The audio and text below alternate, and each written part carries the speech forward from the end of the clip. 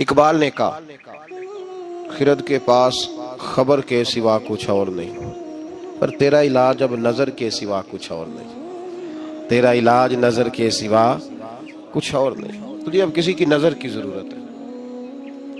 اور اس نظر کا حال کیا ہے؟ اقبال خود کہتے ہیں نہ تیغ و تیر میں نہ لشکر و سپاہ میں ہے، نہ تیغ و تیر میں نہ لشکر و سپاہ میں ہے، جو بات مرد قلندر کی بارگاہ میں ہے، نہ تیغ و تیر میں نہ لشکر و سپاہ میں، جو بات مرد قلندر کی بارگاہ میں ہے۔ اس وظیفے پہ غور فرمائیے جو میں عرض کر رہا ہوں۔ سورۃ رحمان کے میں نے ابتدائی 2-3 کلمات تلاوت کیے۔ قریش مکہ یہ کہا کرتے تھے کہ نبی پاک صلی اللہ تعالی علیہ وسلم کو کوئی بشر سکھاتا ہے، معاذ اللہ کسی آدمی سے سیکھ کے آتے ہیں تو ہمیں آیتیں بتاتے ہیں آگے۔ اللہ کریم نے فرمایا الرحمن علم القرآن، فرمایا کوئی بشر نہیں سکھاتا، رحمان خود انہیں قرآن سکھاتا ہے، رحمان نے خود قرآن سکھایا۔ خلق الانسان، اور پھر میں نے اس انسان کامل محمد عربی کو پیدا فرمایا ہے۔ حضور امی ہے، امی کا معنی معاذ اللہ بعضوں نے اپنی قرآن پاک کے ترجمے کیے تو امی کا معنی ان پڑھ کر دیا ہے، حالانکہ امی کا معنی ہے بغیر پڑھا ہوا، جو دنیا میں کسی سے پڑھا نہ ہو، جو پڑھ کے آیا ہو اسے امی کہا جاتا ہے۔ نبی پاک صلی اللہ علیہ وسلم کو خود رب کریم نے پڑھایا۔ حضور فرماتے ہیں میں نے اپنے رب سے ادب سیکھا ہے اور بڑا ہی پیارا سیکھا ہے۔ قرآن مجید نے کہا کہ محبوب کا تو یہ حال ہے کہ اب یہ اپنی مرضی سے بولتے ہی نہیں، رب فرماتا ہے یہ میرے نگاہ کرم میں رہتے ہیں۔ وما ينطق عن الهوى ان هو الا وحی یوحی، یہ اپنی مرضی سے کوئی بات نہیں کرتے، وہی کرتے ہیں جو رب انہیں وحی ارشاد فرماتا ہے۔ یہ علم ڈائریکٹ اللہ تعالیٰ نے اپنے محبوب کو عطا فرمایا۔ یہ قرآن مجید کی 2 جگہ سے میں نے سورہ نجم بھی پڑھی ہے، سورہ رحمان بھی پڑھی ہے۔ ہم آپ کو ہر چیز کی دلیل قرآن و سنت سے دیتے ہیں۔ تو فرمایا اللہ کریم نے کہ میرا حبیب اپنی مرضی سے بولتا نہیں، جب میں حکم دیتا ہوں تو۔ اب سنیے ترمذی شریف کی حدیث، نبی پاک علیہ السلام معراج کا واقعہ بیان کرتے ہیں۔ حضور فرماتے ہیں میں نے اپنے رب کا دیدار کیا اور رب تعالیٰ نے اپنا دست قدرت، اللہ نے اپنا دست قدرت، دست مبارک، حضور فرماتے ہیں رب نے، اللہ نے اپنا دست قدرت میری پشت پہ رکھا اور میں نے اس کی ٹھنڈک سینے میں محسوس کی۔ اللہ نے پشت پہ ہاتھ رکھا تو میں نے اس کی ٹھنڈک، یہ ترمذی کے لفظ ہے، میں نے دل میں اس کی ٹھنڈک محسوس کی اور پھر ہر چیز کا علم اللہ نے مجھے عطا فرما دیا۔ یہ مطلب ہے تھاپڑے نال بھی علم لبدا ہے، تھپکیوں سے بھی علم۔ کیا میں نے ترمذی شریف کی حدیث عرض کی ہے؟ کتاب کا نام یاد رہ جائے گا؟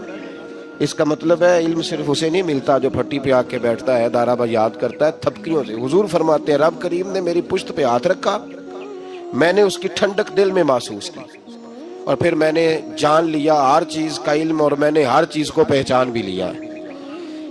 اب یہ وہ خاص فیض ہے، خاص یہ کام معراج کی رات ہوا، خلوت میں، تنہائی میں، اکیلے میں اللہ تعالیٰ نے اپنے حبیب کو خاص علوم عطا فرمائے۔ اب نبی پاک نے یہ علم، یہ اس کو کہتے ہیں سینہ بسینہ علم، یہ منتقل ہوتا ہے، یہ آگے تقسیم ہوتا ہے۔ نبی پاک صلی اللہ علیہ وسلم نے کہیں بھی کنجوسی نہیں فرمائی معاذ اللہ تقسیم کرنے۔ حضور علیہ السلام نے فرمایا اللہ تعالیٰ نے میرے سینے میں جو کچھ رکھا تھا میں نے نکال کے ابو بکر کے سینے میں رکھا ہے۔ پھر فرمایا یہ جو علی ہے نا، اگر میں شہر ہوں نا علم کا تو علی اس کا دروازہ ہے۔ گویا میں نے اللہ کی دی ہوئی معرفت کا جو مکان بنایا ہے تو میں نے دروازہ مولا علی کو بنایا ہے، جو علی سے پیار کہے گا وہی آ کے مجھ سے فیض پائے گا۔ انا مدینۃ العلم وعلی بابھا۔ تو حضور نے اپنے غلاموں میں وہ علم بانٹا، نبی پاک نے اپنے غلاموں میں وہ علم بانٹا۔ حضرت عمر نے خواب دیکھا، کہا یا رسول اللہ میں نے خواب دیکھی ہے، آپ دودھ پی رہے تھے اور دودھ کچھ بچ گیا تو آپ نے مجھے دیا ہے، اس کا کیا مطلب ہے؟ تو حضور نے فرمایا میں نے تجھے اپنے علم کا فیض عطا فرمایا ہے، میں نے تجھے اپنے علم کی برکت دی ہے۔ دودھ سے بھی علم آتا ہے جی، دودھ سے بھی علم آتا ہے۔ लोग तो कहते हैं तुसी फूका दे लगे हो, भाई दूध से भी इल्म आते। हुजूर फरमा रहे हैं कि मैंने बचा हुआ दूध तुझे दिया है। किसी ने हजरत अली से कहा था कि अली, जनाब अली नबी पाक सल्लल्लाहु अलैहि वसल्लम के विसाल के बाद ना मार्फत खोलने लगे थे। यूं समझ लें कि जब तक हुजूर का विसाल ज़ाहिरी नहीं हुआ था तो इतना खोल के नहीं बोलते थे। जब विसाल ज़ाहिरी हो गया तो अब जो आदमी भी कोई चीज़ पूछता था, मौला अली शेर खुदा खोल के बताया करते। तो किसी ने कहा अली, अब जो इंशराह सदर हम देख रहे हैं, अब जो सीना खुला हुआ देख रहे हैं, पहले ये रंग नहीं था। मैं तो कहूँगा अदबन खामोश थे। बड़ों की मजलिस में अदबन भी बहुत सारे काम नहीं किए जाते, अदबन खामोश थे। लेकिन हजरत अली ने वजह बताई। आप फरमाने लगे, जब मैंने नबी पाक को गुस्ल दिया ना विसाल के बाद, तो महबूब पाक अलैहिस्सलाम के अबरू मुबारक पर, पलकों पर, अबरुओं पर पानी के थोड़े थोड़े कतरे थे। तो शेर खुदा फरमाते हैं, पहले मैंने सोचा कि मैं किसी कपड़े से पूंछ दूं, फिर मैंने कहा अली तेरे हाथों नेमत आ रही है। फरमाते हैं मैंने गर्दन को झुकाया और वो मैं कतरे चूस गया, बस वो अंदर जाते गए हैं और दरवाजे खुलते गए हैं। अब जरा गौर करो मेरी बात पे, कतरों से भी इल्म आता है। हमारे यहाँ ना अगर फैज देने का रिवाज नहीं तो लेने का भी कोई नहीं। हमारे यहाँ तवीज़ शवीज़ लेने का रिवाज है, दुआ शुआ कराने का रिवाज है, अपने मसले बताने का रिवाज है।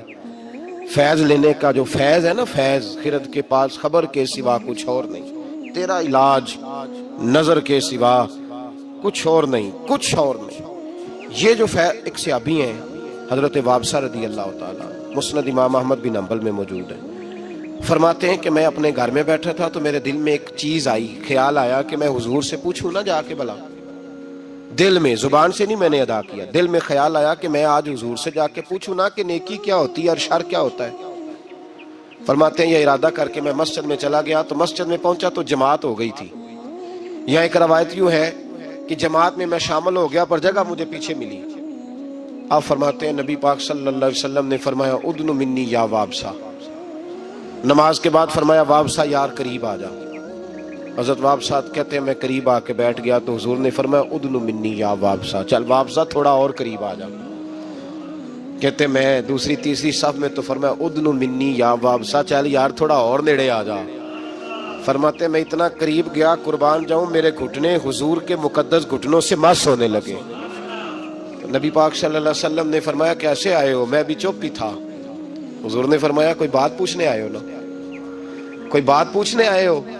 अर्ज की हुजूर हाँ। कहते मैंने दिल में सोचा था, जुबान पे तो लफ्ज ही नहीं थे।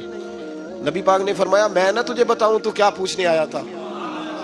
तू कहे तो मैं ना तुझे बताऊं, कहो तो राज़े हयात कह दूं, हकीकत कायनात कह दूं, वो बात कह दूं जो पत्थरों के दिलों को भी पाश पाश कर दे, कर दूं बात? अर्ज की महबूबा अगर आप कह दे फिर तो मौजे लग जाए ना, फिर तो क्या बात है अगर आप कह दे। तो नबी पाक ने फरमाया तू खैर और शर के बारे में पूछने आया था, नेकी और बदी के बारे में पूछने आया था? तो हजरत वाबसा कहते हैं मेरा सीना खुल, हाँ हाँ हुजूर यही पूछने आया था। फरमाते महबूब ने हाथ उठाया, फिजा में बुलंद किया और मेरे दिल पे मारा, सीने पे रखा। फरमाया सवाल मैंने बता दिए हैं, जवाब अपने दिल से ले ले, मैंने तेरे दिल को ही आलिम दीन बना दिया है। जब अपने दिल से जाके फतवा पूछ ले। ये कौन सा इल्म है जनाब? सीने पे हाथ रखने से भी इल्म आता है, दूध पीने से भी इल्म आता है, चेहरे पे लगे हुए पानी के कतरे कोई आदमी चूस ले तब भी इल्म आता है। खिरद के पास खबर के सिवा कुछ और नहीं, तेरा इलाज नजर के सिवा कुछ और नहीं। मुहद्दिस आज़म पाकिस्तान मौलाना सरदार अहमद साहब रहमतुल्लाह अलैह के पास एक बीबी बच्चा छोड़ गई, हज़रत दर्स निज़ामी पढ़ाए। 2 4 5 महीने देखा तो फरमाने लगे ये नहीं चल सकता। कुछ बच्चे कुंज़ेन होते हैं बेचारे, नहीं चल पाते। उसकी अम्मा को बुलाया, कहा तेरा बेटा नहीं चल सकता। कहने लगी हुजूर मेहरबानी करें, जैसे भी हो कुछ करें। फरमाया कुंज़ेन है, चल ही नहीं सकता, मैं क्या करूं? कहा हुजूर मेहरबानी करें, बाप कोई नहीं, मेरा बड़ा शौक है आलिम बन जाए। आपने फरमाया चल ही नहीं सकता। तो कहने लगी चले हुजूर कोई घर का काम काज ही करा लिया करें, रख ले पास। तो हजरत साहब फरमाने लगे कैसे काम कराऊं? तो वो उठ खड़ा हुआ, कहने लगा महबूबा तेरी भैंसें भी तो है, मैं चारा डाल दिया करूं, और मुझे रख ले यार, रख ले, किसी काम का नहीं कुछ तो कर दूंगा ना, रख तो लेना, मुझे रख ले। बस जिसे वो रख ले वो बस बच गया। कहा मुझे रख ले। हजरत ने फरमाया चल ठीक है, मैं तुझे माकूल नजराना भी दूंगा, मुआवजा भी। वो कहता सारा दिन चारा डालता, शाम को आके सोबत में बैठता। जो साथ वाले शागिर्द थे ना, وہ سارے پڑھ گئے، عالم بن گئے، 8 سال ہو گئے تو 2-3 نے تانا دیا، اور تو نہیں نہ پڑھا، چارہ ہی ڈالتا رہا ہے، چارہ ہی۔ اس کی اماں کو بھی کچھ یتیم بچہ تھا، ماں کو بھی لوگوں نے تانے دیے، تو کہتی تھی عالم بنانا ہے، متوان چارہ ڈالتا ہے۔ لیکن کمال اس دن ہوا جب دستار فضیلت کا جلسہ آیا، اور جو سب سے پہلا نام لاؤڈ سپیکر پر نقیب محفل کا گونجا تو اس چارہ ڈالنے والے کا نام آیا۔ تو محدث اعظم رحمت اللہ علیہ نے فرمایا بیلیا تو سینے سے لگ پہلے، اور پھر باقیوں کو پگڑیاں بازار سے آئی ملی، اسے اپنے سر سے اتار کے دی اور جبہ اپنے گلے سے اتار کے دیا۔ فرمایا باقیوں نے پھٹی پہ بیٹھ کے پڑھا ہے، تو نے میری بھینسوں کو چارہ ڈالا ہے، میرے بچوں کی نوکری کی ہے، میرے گھر کے سودے تو لایا ہے، تو کیسے خالی رہ سکتا ہے؟ فرمایا ہو سکتا ہے باقی کبھی علم بھول جائیں، لیکن تو جس میدان میں جائے گا تیرے ڈنکے ہی بجتے رہیں گے، جس میدان میں جائے گا۔ وہ شاگرد کہتے ہم پڑھا کرتے تھے، وہ صرف بیٹھا کرتا تھا، لیکن اس کا کمال یہ تھا کہ جہاں ہم اڑ جاتے تھے نا، وہ مسئلہ وہ بندہ بتا دیا کرتا تھا۔ یار ایسے خالی بات ہے ساری زندگی کو کسی کی گاڑی چلائے اور خالی رہ جائے؟ یہ کوئی مذاق ہے؟ ساری زندگی کو کسی کا برتن دھوئے اور خالی رہ جائے؟ وہ کوئی رب کا بندہ، یہ کوئی مذاق ہے کہ ساری زندگی کو کسی کے دروازے پہ بیٹھا رہے اور خالی رہ جائے؟ انسان کے پاس کچھ ہے ہونی چاہیے، سب سے زیادہ نظر پڑتی اس پہ ہے جو قدموں پہ بیٹھا رہتا ہے۔ یہ کیسے ہو سکتا ہے کہ وہ خالی رہ جائے بندہ؟ بہت سارے لوگ کہتے ہیں میں گیا تھا، فلانا آدمی گیا فٹافٹ خلافت لے کے آ گیا۔ او بھائی تجھے خلافت لے کے کئی دفعہ فارغ بھی کیا ہے کہ خلافت لے اور جا۔ کچھ ایسے ہوتے ہیں جنہیں خلافت نہیں دی جاتی، سینے کا نور دیا جاتا ہے، انہیں غلامی کے درجے دیے جاتے ہیں۔ حضرت ابو ہریرہ، کوئی کہنا نہ دے یہ کیسے ہو گیا، اب بخاری مسلم سے دلیل دے دوں۔ حضرت ابو ہریرہ کہتے ہیں سارے صحابہ حدیثیں یاد کرتے تھے، مجھے کوئی نہیں آتی تھی، کوئی شے نہیں یاد رہتی، ککھ نہیں۔ ایک دن گیا، یہ جانا بھی کبھی کبھی پڑتا ہے، کبھی کبھی نا رونا بھی پڑتا ہے، تب یہ اماں دودھ دیتی ہے۔ اگر تو دروازے پہ بیٹھا رہے تو یہ بھی نہیں ہو سکتا، پتہ ہے سارا ان کو، پر تیری طلب بھی تو ضروری ہے نا۔ اور کسی نے کہا تھا میری طلب بھی تو تیرے کرم کا صدقہ ہے، یہ پاؤں اٹھتے نہیں بلکہ یہ اٹھائے جاتے ہیں، فیض بتا رہا ہوں۔ عرض کی محبوبہ سارے حدیثیں یاد رکھتے ہیں، مجھے کوئی بھی نہیں یاد رہتی۔ تو حضور نے فرمایا چل بچھا چادر۔ کبھی چادر بچھانے سے بھی حدیثیں یاد ہوئی ہیں؟ بتاؤ، یہ سارا فیض ہے صاحب، اسی کو فیض کہتے ہیں، یہی ہے فیض۔ دودھ پینے سے علم آ رہا ہے، پانی کے قطرے چوسنے سے علم آ رہا ہے، چادر بچھاؤ۔ تو حضرت ابو ہریرہ کہتے ہیں چادر بچھائی تو خالی چلو جی، کہنے تینوں اتھو لبا کی ہے؟ میں کہ کچھ ایویں جدیاں میں نے جڑیاں دس دیاں نہیں پر ہوندیاں بڑا کچھ دے۔ خالی چلو 3 حضور نے بھر کے نا چادر میں ڈالے۔ کدی پانڈ بنی جے پٹھیاں دی؟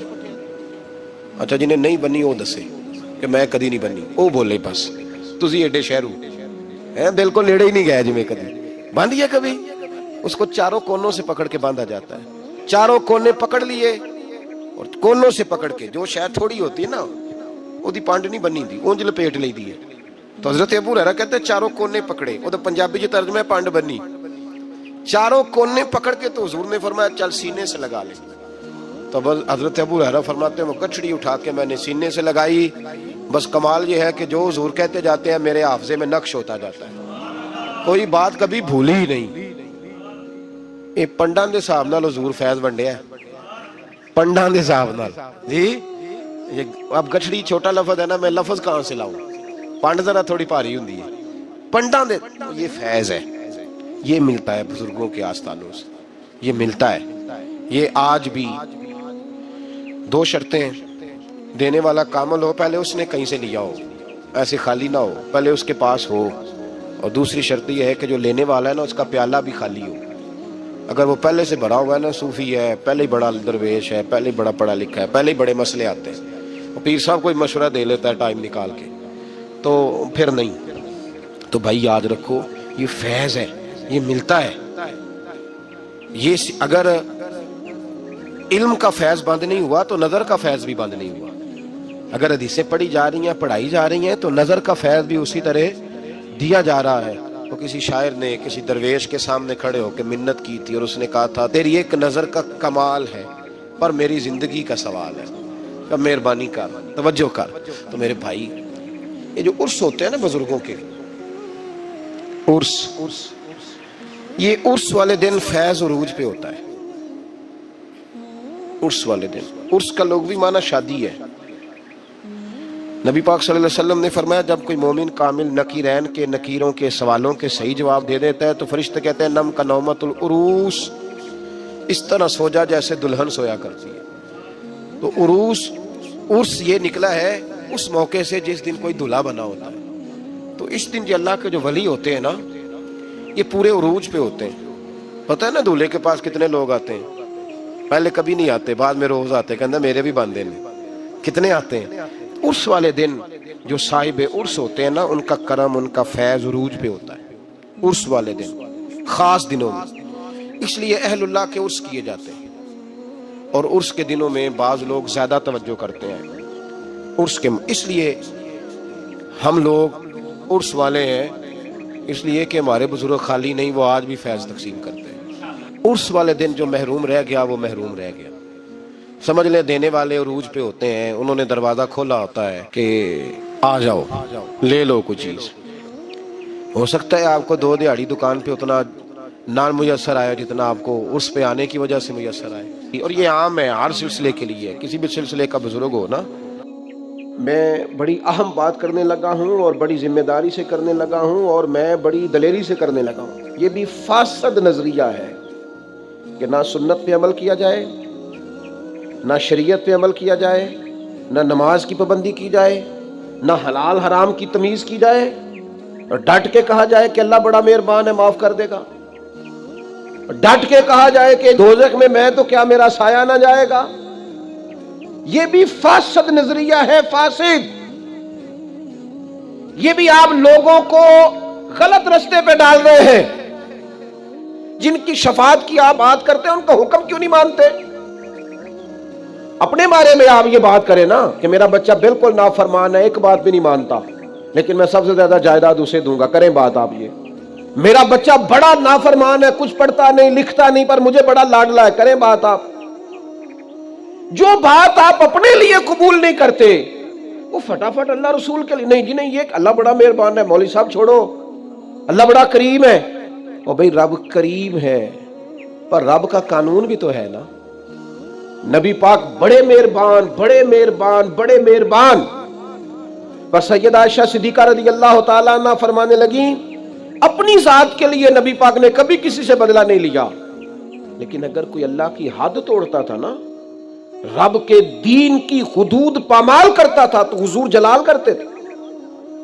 تو رحمت للعالمین نبی کو تو جلال آتا ہے جب اللہ کی نافرمانی ہو. اور یہاں لوگ کہہ رہے ہیں چھوڑیں جی اللہ معاف کرنے والا ہے. نعت کھاتا ہے وہ 2 منٹ لگاتا ہے کہتا ہے تو جنتی. خطیب آیا تو 2 منٹ لگائے تو کہا جنتی. میں ایک جگہ پہ تقریر کرنے کے لیے چلا گیا تو میں نے وہاں چند باتیں کر دیں. تو میں کھانا کھانے بیٹھا تو بڑی دلیری سے ایک صاحب کہنے لگے جی مولانا پیر صاحب ناراض نہ ہونا، ہم کلندر لوگ ہیں، ہم کلندر بندے ہیں، ناراض نہ ہونا، ہم تو سمجھے تھے آپ خانقاہی آدمی ہیں، پیر آدمی ہیں، لیکن آپ نے تو خشک مولویوں جیسی تقریر کی ہے. بار بار وہی نماز کی بات، داڑھی کی بات، روزے کی بات، حلال حرام کی بات. کوئی نقطہ آفری نہیں کرتے، کوئی آپ کوئی نقطہ سناتے. یہ آپ نے کیا سنایا ہے؟ یہ تمہیں غلط فہمی ہو گئی ہے کہ تم کلندر ہو. تم کلندر نہیں، تم پاگل ہو. اگر کوئی اچھا ڈاکٹر ملے تو جا کے اپنے دماغ کا علاج کراؤ.